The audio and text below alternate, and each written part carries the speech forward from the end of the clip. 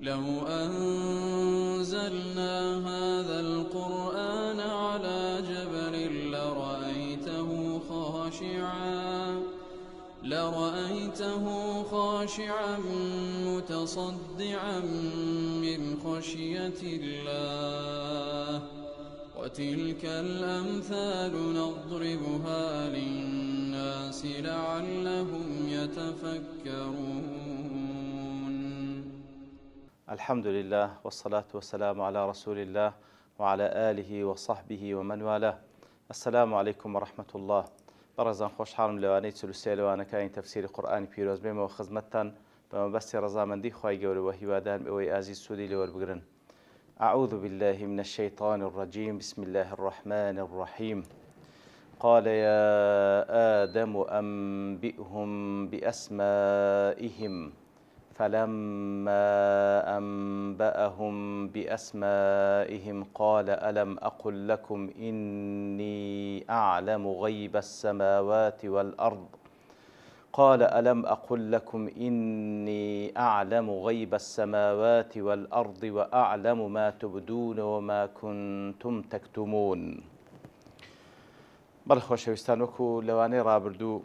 باسمان لەو چەند ئاتەی پێشووتر کرد لەو حیوارەی کە خوای گەورە سوبحانەه وتەعالە لۆمان باز دەکا لە سەرەتای دروستبوونی ئادەم عەلەیهی السەلات وەسەلام کە وەکو گوتمان پێش ئەوەی خەڵقی بکا خوای گەورە هەواڵی بە مەلائیکەتەکاندا بوو کەوا مەخلووقێک خەلق دەکاتن. ئەو کاتەی کەوا خەڵقی کرد فەرمانیان پێدەکا سوزدەی لۆ ببەن و هەر ئەو مەخلووقەشە لەسەر زەوی جێنشین دەکا. ئیتر وابوو باسمان کردکەوە مەلائیکەتیش سەلامی خۆیان لێبی لە سەرەتادا وەکو پرسیارکردن و تێگەیشتن لە حکمەتی خوای گەورە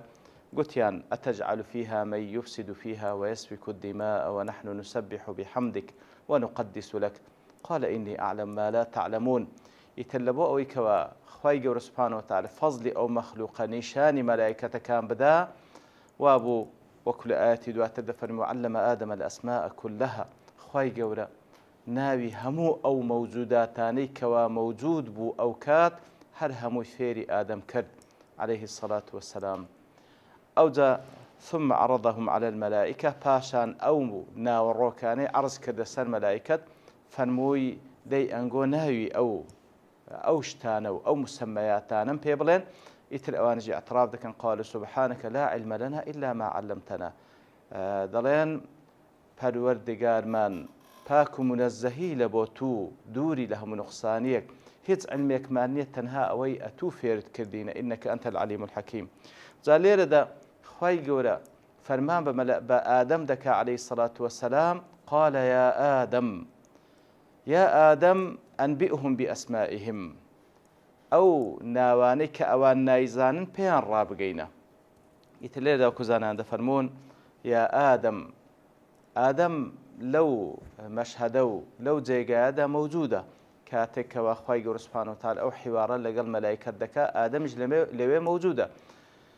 نافەرمی یەکسەر قال ئەنبئهم، دەفەرمێ قال یا ئادەم، ناوی دەبا. دیارە ئەوش حکمەتی تێدا وەکو زانان دەفەرمون ناوهینانی بەرامبەر ڕێزلێنانە لەو بەرامبەرە،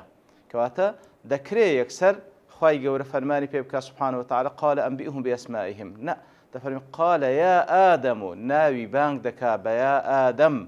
یا ئادەم و ئەنبئهم بأسمائهم، ناوەکانیان پێڕابگەینە کە وەکو گوتمان ئەوەش ڕێزلێنانە لە ئادەم کاتێکەوە بە ناوی خۆی بانجی دەکاتن لە پێش چاوی ئەو هەموو مەلائیکەتە. دیارە ئادەم وەکو ناو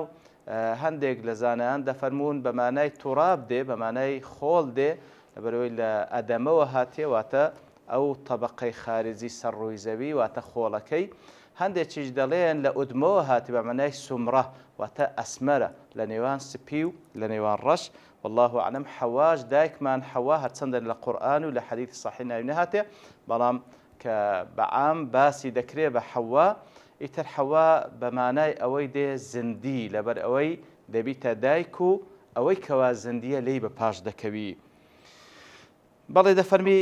خوای گەورە بە ئادەم دەفەرمی ئەنبئهم بئەسمائهم، پێیان ڕابگەینە ئەو ناوانەی کەوا ئەوان نایزانن پێیان ڕابگەین. ئەنبئهم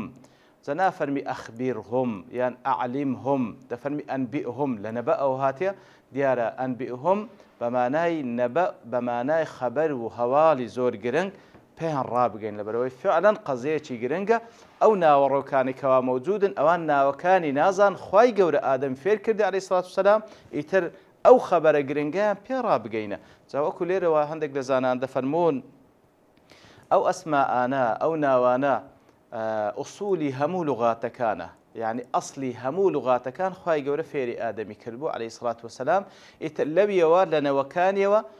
کە لە پاشترێ بڵاو دەبنەوە بەسەر ڕووی زەوی چەندین با بڵێن میلەت و تیرەیان لێ بە پاش دەکەوی هەر یەک لەوانە یەک لەو ئەسڵانە وەردەگری و ئیتر ئەو هەموو لوغاتەی لێ بە پاش دەکەوی بە هەر حاڵ زانایان دەفەرمون ئەو لوغات و ئەو زمانانەی کە مەوجودن خوای گەورە ئەسلی هەموو لوغاتەکانی فێری ئادەم کردبوو لەویەوە ئیتر هەر یەک لە نەوەکانی لوغەتێک وەردەگرن لەو لوغاتانی کەوا ئادەم فێری بووە و لە دواترێ هەر یەکە و لە مەنتقەیەک بڵاو دەبنەوە فلما أنبأهم بأسمائهم لدواي أوي كوا آدم عليه الصلاة والسلام أو ناواني كخوا فيري كربو بيان راقيان بملائكة كان أو جا خواي قرد فرمي قال ألم أقل لكم خواي قرد بملائكة كان دفرمي بيم رانقيان دن بيم نقوتن إني أعلم غيب السماوات والأرض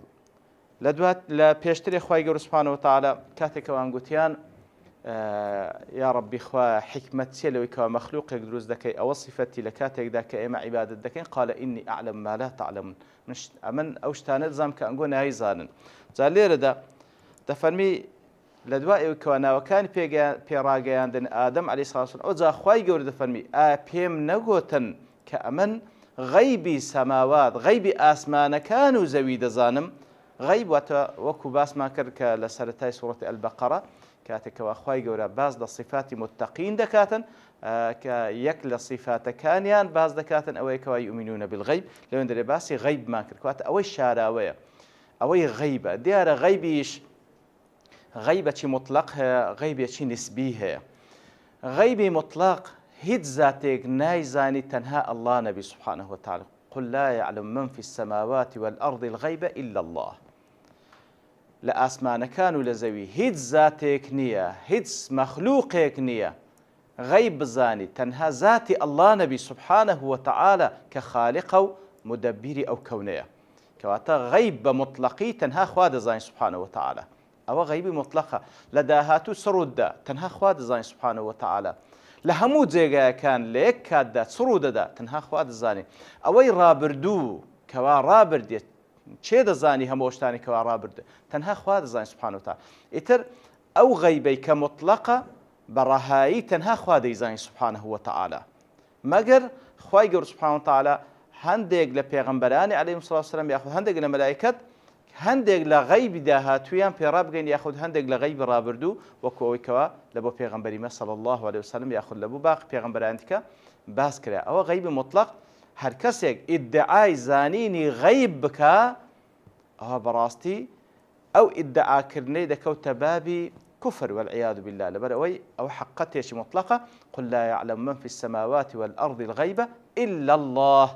أو كوا غيب آسمان كانوا زوية تنها خوادي زاني وهروا أخوي يقول فنما بيغمبر دكا صلى الله عليه وسلم كوا لسندين زيقا رايب جيني كوا ولا أعلم الغيب ولا أعلم الغيب غيب نازانم ولو كنت أعلم الغيب لاستكثرت من الخير وما مسني السوء لا سورة الأعراف كواتا خوای گەورە فەرمان بە پێغەمبەرەکە صلی الله علیه وسلم ئەوەی کەوا ئەگەر غەیبم بزانی بە لە داهات و سڕووددا ئەوە شتیوام دەکرد لاستەکثەرت من الخەیر ئەوەی کەوا خێر و قازانج تێدا ئەوە زۆرم دەکرد وما مەسەنیە سوء هیچ شتێکی بە زەرەر لە بۆ من نەدەگەڕا ئیتر هیچ کەسێک نییە حتا لە مەلایکەتی مقەڕەبین و لە پێغەمبەران عەلەیهیمو سەڵاتو وسەلام غەیب بزانی مەگەر ئەوەی خوا پێڕاگەیاندێ سوبحانە وتعالە و لە غەیری خوا سوبحانە وتعالە هیچ کەسێکی دیکە ادعای غیب بکە ئەوە بەڕاستی ئەو ئیدعاکردنەی دیارە ڕاست نییە دیارە ئیفتیرایە والعیاذ بالله لێیە ئاگادار بین مەسئلەی غەیب لێیە چوونە لای کەسانێکەوە بە ناوی ئەوەی کە منەجیمن یاخود بە ناوی ئەوەی کەوە با بڵێن کاهینن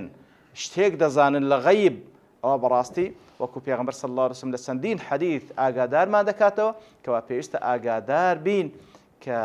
نەچینە لە ئەو کەسەی کە بەخۆی ئیدعا دەکات تەڵام پێی کافر دەبێت ئەو کەسەی کە دەچیتە لای و پێشی باوەڕ دەکات پێی کافر دەبیتن کەواتە ئاگادار بین ئەوە حقیقەتێکە وەکو بەشێکە لە عەقیدەمان ئەوەی کە غەیب دەزانین تەنها الله سبحانه وتعالى ئەوە غەیبی مطلق غەیبی نسبیش هەیە غەیبی نسبی ئەوە مەسەلەن لە بۆ نمونە ئێستا ئەمە لێرە دانیشتینە نازانین لەو دیوی دیوارەکە چ ڕوو دەدا ئەوە نیسبەتەن بە نسبەت ئێمەوە غەیبە نازانین چێ بەڵام ئەو کەسەی کە لەولایە دەزانی چ ڕوو دەدا ئەو کەسەی کە لەولایە دەزانی چ ڕوو دەدا کەواتە ئەوە غەیبێکی نسبیە ئەو غەیبە ئەو گوتمە هەندێک لە مەخلوقین دەزانین هەندێک لە مەخلوقی دیکە نایزان بەو شێوە بەڵام غەیبی مطلق تەنها خوا دەیزانی سبحانه وتعالى ئەوجا خوای گەورە بە مەلائکەت دەفەرمی ئایا پێم نەگوتن کەوا غەیبی ئاسمانەکان و زەوی هەر ئەمن دەیزانم وأعلم ما تبدون وما كنتم تكتمون وهروها زانا و شارەزام بۆی کەوا ئەنگۆ دەری دەبڕن بە ئاشکرا ئەوەی کەوا دەیشارنەوە کتمانی دەکەن بەنهێنی لای خۆتان دەبین ئاگادارم بەویش جا لێرەدا وەکو زانان دەفەرمون لێرەدا وەکو با بڵێن گلەییەک لە مەلائکەت کەوا تەڕەکول ئەولا یعنی ئەولاتر بوو کەوا ئەو پرسیاری سەرەتاشیان نەکردبا کەوا کە گوتیان أتجعل فيها من يفسد فيها ويسفك الدماء ونحن نسبح بحمدك ونقدس لك كواتا تركوا الأولى يعني باشتر وابو أو برسيارشان نكربا كواتا ليردا وكو خواي قول سبحانه وتعالى أو حقتين لو دو باد دكاتو أو يك دو وأعلم ما تبدون وما كنتم تكتمون كواتا أوي غيبة لداهاتو هر أمن دي زانم كوالا نوي آدم چیان لێ بە پاش دەکەوی لە پێغەمبەران و پیا و ساڵحان و تایبەتمەندەکان بەخوای گەورە سوبحانه وتعالى بە چ شێوەیەک سەرڕووی زەوی ئاوەدان دەکەنەوە و هەروەها شارەزامە بۆی کەوا دەری دەبڕن کاتێکەوە گوتیان ئەتەجعل فيها ما يفسد فيها وما كنتم تكتمون ئەوەی کەوا دەشیشارنەوە ئەوەی کەوا دەیشارنەوە ئەوجا لێرەدا زانایان دەفەرمون تەوان ئەوە بەعام خوای گەورە ئاگادار بە هەم ئەو شتانێکەوە بە ئاشکرا دەکرێت و هەروها بەنهێنی ئەوەی کەوا دەردەبڕدرێ یاخود وەکو عەمەل ئەنجام دەدرێت و ئەوەی کەوا وەکو ئەسرار و نهێنی لەناو دڵ و دەروونە خوای گەورە بەنسبەت مەلایکەت و بەنسبەت غەیری مەلایکەتیش خوای گەورە هەموو شتان دەزانی بەڵام بەنسبەت مەلایکەت کە لێرە دەفەرمی وما كنتم تكتمون زانان دەفەرمون کەواتەوە ئیشارەتە لە بۆ ئەوەی کەوا ئیبلیس لە ڕێزی ئەوان بوو کە دواتر ئێستا دێتن لە ئاەتی دواتر باز لە باسی ئیبلیس دەکا موقفی ئیبلیسیش لە ڕیزی مەلایکەتەکان بوو خوای گەورە دەیزانی کەوا چ لەناو دڵ و دەرونی هەیە تەکەببورێک لەناو دڵ و دەرونی هەیە ئیتر لە نەتیجەی ئەو موقفەی کە دێتە پێش تەکەببوڕەکەی بەدیار دەکەوی وأعلم ما تبدون وما كنتم تكتمون پاشان لە دوای ئەوە دەفەرمی وإذ قلنا للملائكة اسجدوا لآدم ئەوجا خوای گەورە دەفەرمی واذكر بابني وإذ قلنا وكوتمان إذ كاتك ولا سرتاي أو تنآتش هات وإذ قال ربك لرجل فرم وإذ قلنا للملائكة كواتا قتمان إذ لردا مفعولة عاملكي محذوفة أيش تقدير ذكر بوي أذكر إذ قلنا كواتا باسبك يا رسول الله صلى الله عليه وسلم أو مشهدا كوا غيب بالنسبة همو مخلوقين لبروي تنها آدم موجود بو هشتا نەوەی ئادەم هیچیان موجود نەبوون خوای گەورە ئەو مەشهەدەمان لۆ باز دەکاتن ئیتر یا محەممەد صلی الله عليه وسلم باسی بکە کاتێکەوە خوای گەورە سبحانه وتعالى فەرمان بە مەلایکەت دەکا ئوسجودوا لئادەم سوزدە بن لە بۆ ئادەم جاوەکو دەفەرمی فەسەجەدوا هەر هەمووی سوزدەیان برد فسجد الملائكة كلهم أجمعون وكل سورة الحجر دەفەرمی هەر هەموو مەلائکەت سوزدە دەبن لبو آدم بفرماني خواهي قول سبحانه وتعالى إلا إبليس تنها إبليس نبي أبا امتنع وات امتناعي كرد آماده نبو فرماني خواهي قول زيبك واستكبر وهروها تكبر قرتي خوي بي قول تربو لو فرماني خواهي قول وكان من الكافرين وكان من الكافرين بوا يكيق لكافران ياخذ لعلمي خواهي قول هبو كوا أو كسا أو ذات كوا إبليس كافر دەبی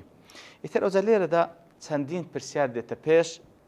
لە خلالی ئەو ئاەتە ئایا ئەو سوزدەی کە خوای گەورە فەرمان دەکا بە مەلایکەت لە بۆ ئادەم ببەن چ شێوازێکە لە سوزدە پاشان خوای گەورە فەرمان بە مەلایکەت دەکا کەوا سوزدە ببەن لە بۆ ئادەم لێردا باز لە باسی ئیبلیسیش دێتە گۆڕکەوە ئیمتناعی کرد ئایا فەرمانەکە لەوە ئیبلیسیش بوو پاشان وەکانە من الکافرین ئەویش هەندێک وردەکاری تێدا کە پێویستە ڕوون بکرێتەوە بەڵام لەبەر تەوابوونی کات لێرەدا دەوەستین بە پشتیوانی خوای گەورە لەوانەی داهاتوو دێنەوە خزمەت ئەو ئاتە و زیاتر بإذن خوای گەورە ڕوونی دەکەینەوە وصلى الله وسلم على نبينا محمد وعلى آله وصحبه أجمعين وآخر دعوانا أن الحمد لله رب العالمين لو أنزلنا هذا القرآن على جبل لرأيته خاشعا متصدعا من خشية الله وتلك الأمثال نضربها للناس لعلهم يتفكرون